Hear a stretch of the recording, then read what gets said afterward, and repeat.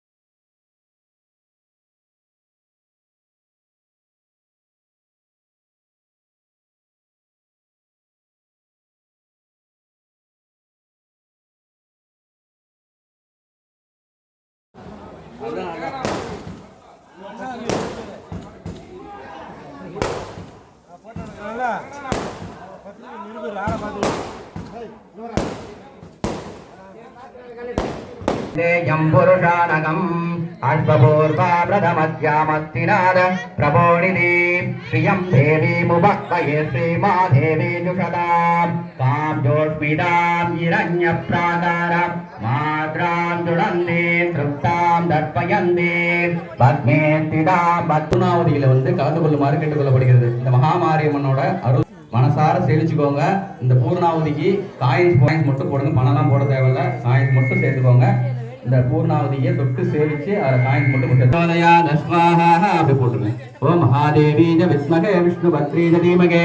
துளார் கிராமத்துல ஆங்காங்கே உள்ள பக்தர்கள் எல்லாம் இந்த பூர்ணாவதிகளை கலந்து இன்னும் கொஞ்ச நேரத்துல மகா மண்டலாபிஷேகம் நடைபெற உள்ளதால் 9 to 10 இன்னும் அதனால இந்த மாரியம்மனுக்கு அவங்க சந்தோஷப்படுத்த போறாங்க. அந்த கடவுளை வேதங்களால் மட்டும் சந்தோஷப்படுத்தி இந்த மகாமண்டலாபிஷேகத்தை நிறைவேற முடியாது.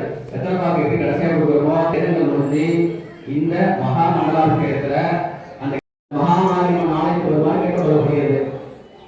இன்னும் அரை மணி நேரத்துல மகாமண்டலாபிஷேகம் நிறைவேற உள்ளதால் பக்தர்கள் எல்லாம் அனைவரும் இந்த மகாமண்டலாபிஷேகம் கொள்ளப்படுகிறது.